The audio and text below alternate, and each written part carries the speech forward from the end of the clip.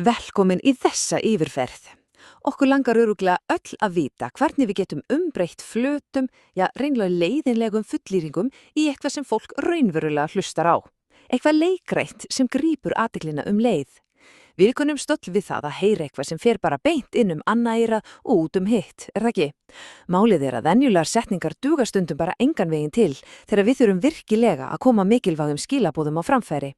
Þannig að við ætlum að kafa djúpt í það hvernig við getum notað mjög ákveðin eiginlega bara töfrandi málfræðileg verkfæri til að draga fram nákvæmlega það sem skiptir máli og gera það á algjörlega ómótstæðilegan hátt. Sem leiðir okkur að stóru spurningunni, hvernig fara þessi raunverulegu meistarar í samskiptum eiginlega að því að stýra athyglinni nákvæmlega þangað sem þeir vilja? Sjáu til, þegar við hlustum á virkilega færa ræðumenn eða sögumenn, þá alveg augljóst að þeir eru ekki bara að láta orðin falla handahófi. Nei, þeir nota málfarið markvisst til að beina kastljósinu á nákvæmlega rétta staðinn, þeir eigið að neyða okkur hlustenduna nánast án þess að við tökum eftir því til að fókusa á kjarna málsins.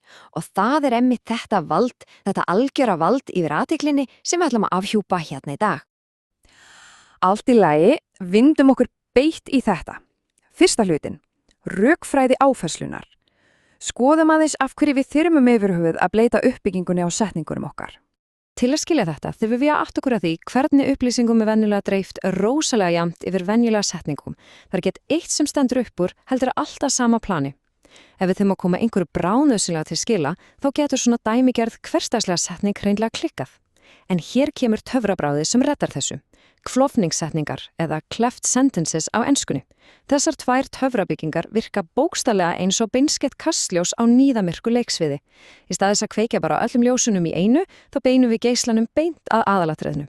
Þetta snýst að nota frasa eins og "The thing I really need is" eða "The exact person who broke the glass was" og gera þá að þessum öflugu verkfærum.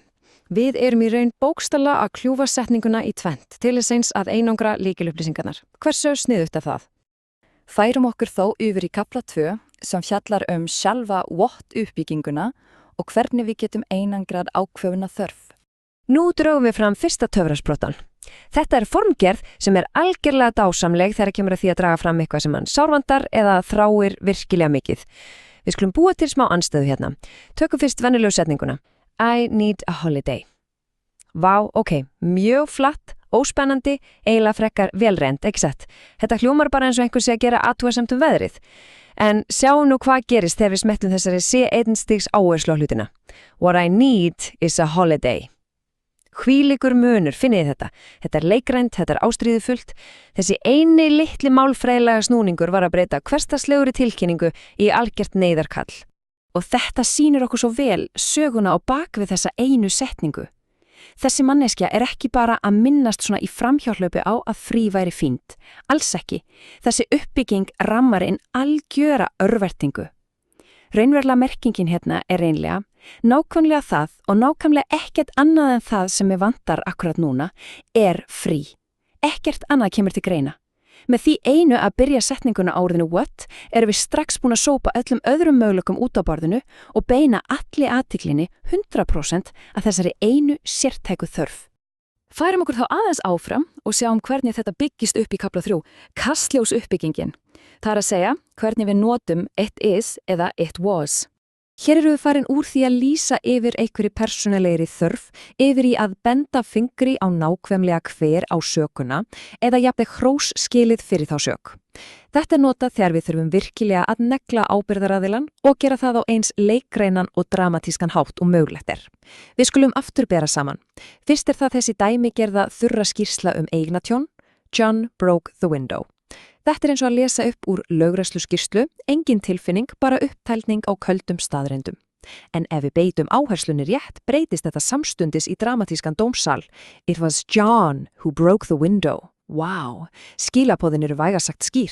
Við erum bókstaflega að benda fingrinum mjög aggressíft á sökudólgin, kastljósið skellur á honum og það algjörlega ómögulegt að líta undan eða misskilja hver það var sem gerði þetta. Það eiginlega pínu fyndið að hugsa út í hversu gjörsamlega útilokað það fyrir aumingja John að sleppa úr þessari klípu núna. Merkingin skýr sem kristall. Einstaklingurinn sem býr ábyrgð á þessu brotnagleri var nákvæmlega hann og engin annar í gervaldri veröldinni. Formgerðin sjálf sér til þess að bókstaflega engin annar getur tekið á sig sökina. Þannig einangrar áherslan kjarnan algjörlega og gerir söguheituna eða, skúrskin í þessu tilfelli, að eina algjöra brennipunktinum í herberginu. Sem leiðir okkur að fjórða og síðasta hlutanum, gullnu reglunni, tökum þessi áherslu saman í eina heild. Nú þurfum við að setja þetta allt saman í stærra samhengi. Eftir að hafa séð hvernig við getum einangrað bæði sárarþarfir og óhefna sökudólga með hreinum málfræðilegum töfrum, þá komin tími á að skoða heildarhugmyndafræðina. Takið vel eftir því hér sjálf gullna reglan. Til þess að setja leikrænan blæ á alveg hversdagslega hugmynd og til að undirstreka aðalatriðið af fullum óskiptum þunga, þá best að hefja setninguna á what eða it is eða was formgerðunum. Það einmitt þetta litla upphaf sem breytir tóninum alveg samstundis og eiginlega bara tekur yfir og stjórnar ríminu. Þessar tvær byggingar eru algjör þungavíktar verkfæri þegar við viljum raunverulega stýra því hvernig fólk upplifir samstalið. Og nú þegar við erum búin að draga þennan leyndardóm upp á yfirborðið, þá stendur eftir einn rósalega áhugavert pæling.